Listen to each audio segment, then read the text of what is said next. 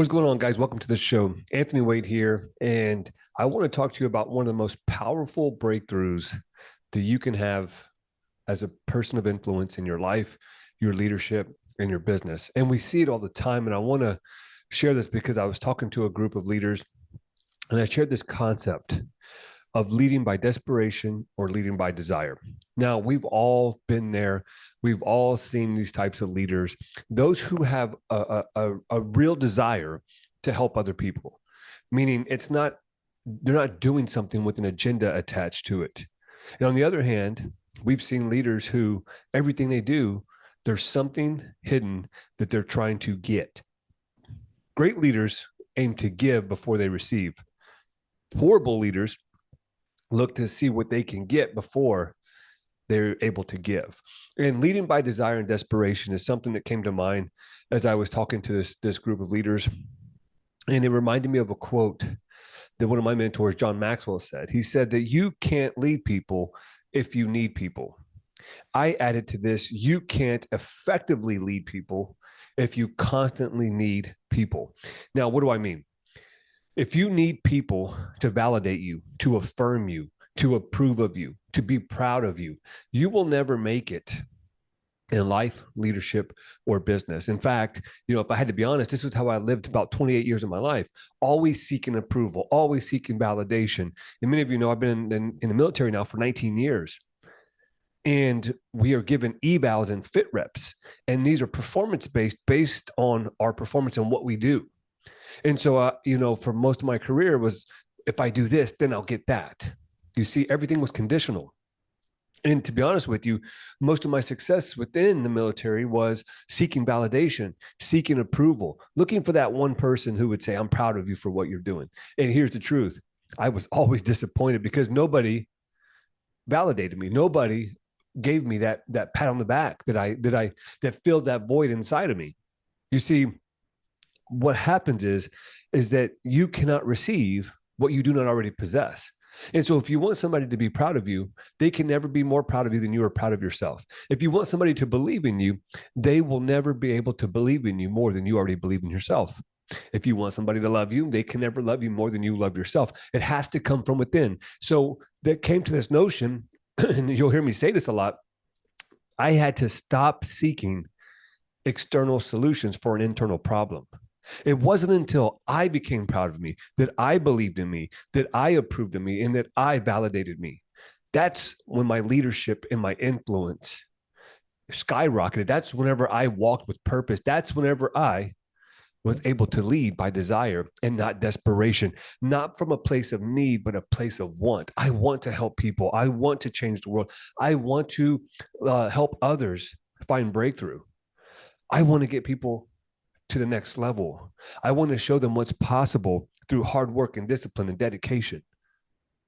But you see, whenever you're constantly needing these things, you fall into the disappointment gap. The disappointment gap is that gap between expectation and reality. The expectation was that if I did this, then I would receive that. And what happened was I had the expectation, but the reality was nobody gave a shit. Nobody was going to validate me more than I had validated myself. And here's the thing. I lacked self-worth. I lacked value. I couldn't see the value in me. Therefore, nobody could add value to me.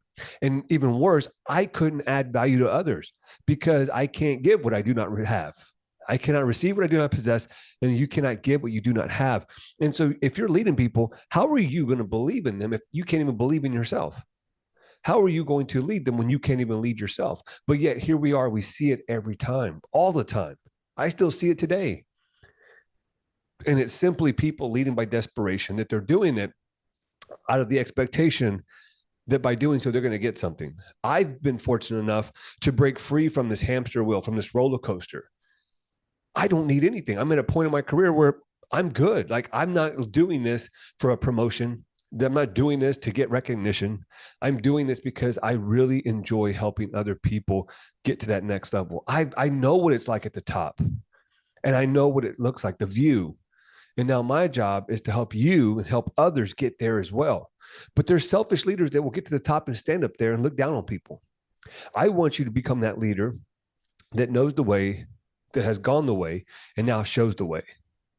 You go back and you put your hand down and you reach out and say, hey, let me help you. Let me help you get to that point. But we have to break away from this leading from desire. We have to get to leading by desire and stop leading by desperation. You see, whenever we lead by desperation, we're doing things conditionally. There's nothing unconditional. And this goes in your life, your leadership, or your business. In life, right, you only love your spouse under the condition that you only love your kids when they under the condition that. And I want you to think about unconditional. And maybe you were like me, you didn't have, unconditional love growing up. Everything you did was based off of a condition. If this, then that. And I'll tell you that as you get older, you have to understand how that affects you in your life, your leadership, and your business. Because if you're leading from a transactional approach instead of a transformational approach, people can sense it. People can feel it. They can feel when you're leading by desperation. We can feel it whenever somebody's leading with a desire too, can't we? They don't need me. They want me. There's a big difference. I don't need you, but I want you. For my coaching program, I tell people like, man, the money you pay me to coach you is not going to change my life. I don't need it, but it could change yours. And I want you to invest in yourself. But there's people out there, there's programs that I've been into, there's people that message me all the time. And it's pathetic because you can tell they're struggling, but yet they want to help me be successful. They want to help you be successful. Where is the fruit in your life? Because what I see and what I feel is desperation. There's not a really true desire to help me. It's the desire is to help you. You see what I'm saying? And whenever we go through that, and if you're somebody that does that, you need to quit. You need to start looking at yourself and look at the areas of your life and saying, where am I leading with desperation? Where am I going out there and there's a hidden agenda behind what I do? And I want you to get to the point where you're able to lead with authenticity. You're able to lead from a desire, not from a place of need, but a place of want. And here's the most important lesson that I learned in my life as I was able to shift from this leading by desperation, leading by desire. People can feel when you're leading by desperation and they will follow out of pity, right? And I've had people do that. When I got into speaking and coaching, I've had people that joined my program that wanted to come with and be with me and watch my talks out of pity. They said, man, you know what? I feel bad for that dude. So I'm going to pay to see what it's about, to support him. But here's the thing, you will never get commitment. And so people will follow you out of pity, but they won't stay committed. And they'll never commit to a leader who is unsure of who they are and what they stand for. So you have to start looking at yourself and saying, what is it that I stand for? What don't I stand? What will I not tolerate? What will I not stand for? And also, who am I? What am I here to do? And so no one will ever follow a leader who is unsure of who they are and what they stand for. Now, I want to share with you a couple of things, kind of your inventory of leading by desperation and leading by desire. When you lead by desperation, you ask yourself, what's in it for me? When you lead by desire, you ask yourself, what's in it for us? How can I give more than I take? And when you're leading by desperation, you take the credit for when the team wins. I lead 2 teams right now, and anytime that we do something successful, or I'm in a board of directors meeting, and they say, "Man, your division did awesome. Great job for leading the team." And my reply is, "They did it. I give my team all the glory, all the credit. Yes, I'm the leader of the team, but when we win, it's their hard work and effort." So when you're leading by desperation, though, you say it would be, "I did it. Thank you. I appreciate that." But leading with desire says that they did it. Leading by desperation also means that whenever things go wrong, because they do, you take it on the chin for your team.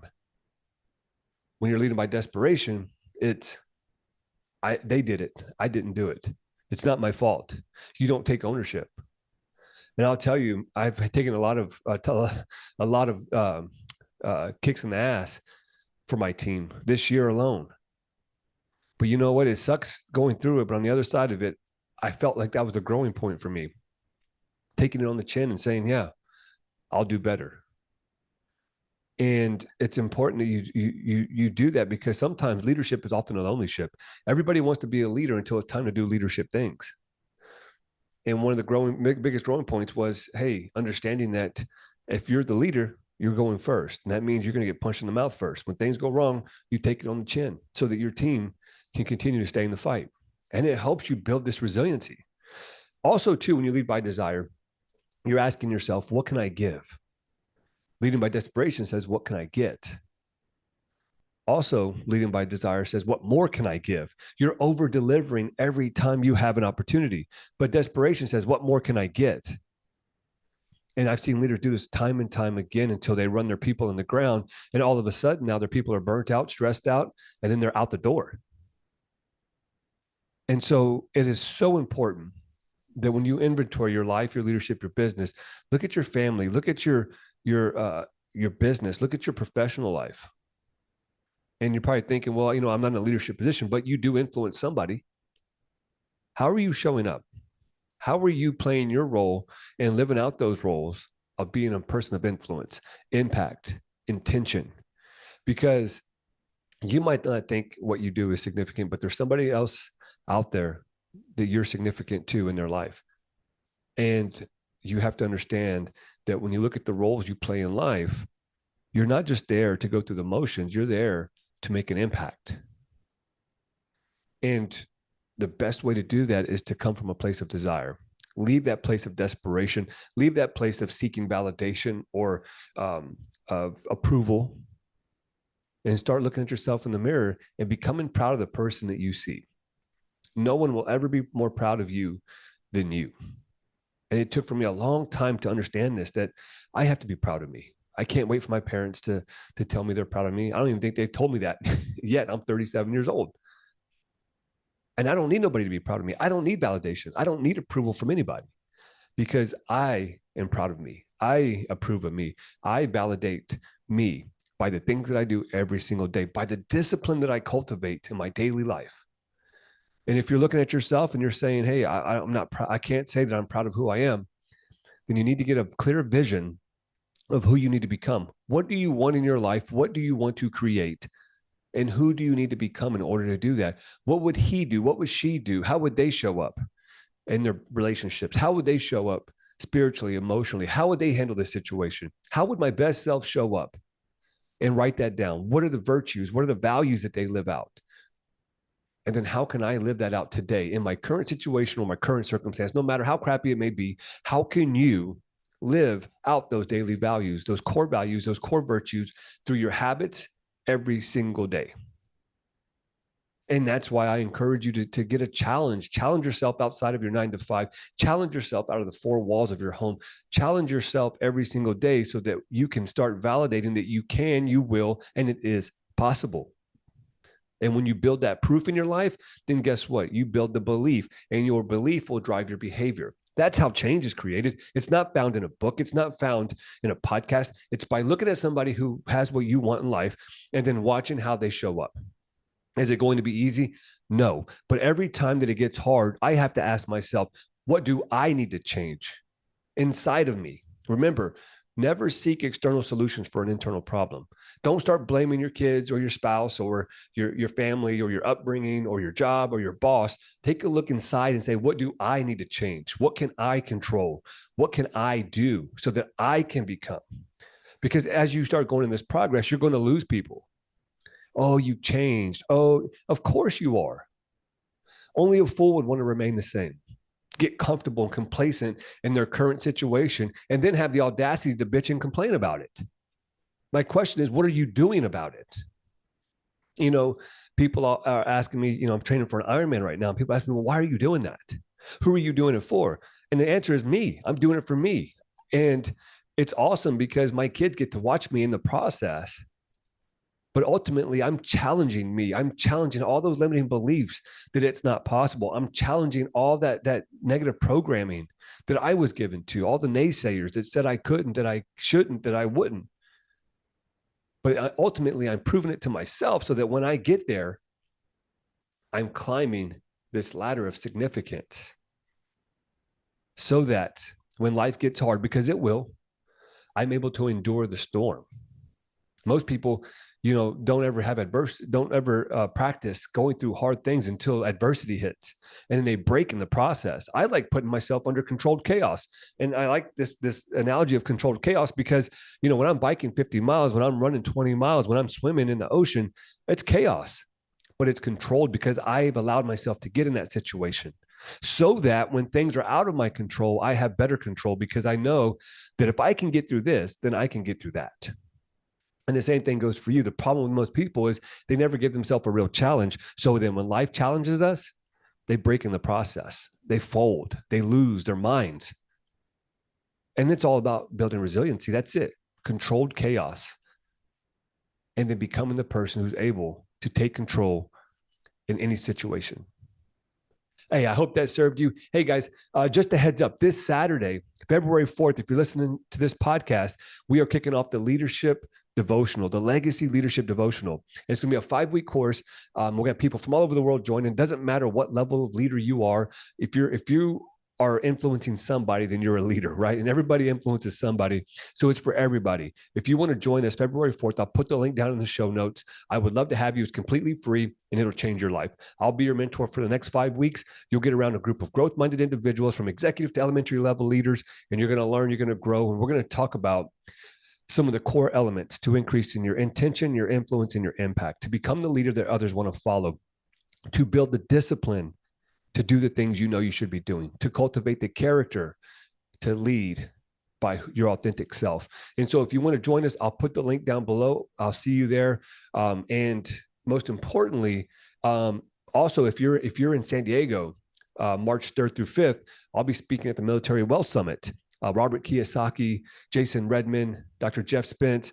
There's a lot of great people that are going to be going there and speaking, and I'll be there as well. And if you're in the San Diego area, please feel free to click the link below, register, and I'll see you there. Come up and see me. I'll be speaking on stage alongside those guys, and I look forward to meeting you, giving you a big hug, and telling you thank you for the support. I'll talk to you guys soon.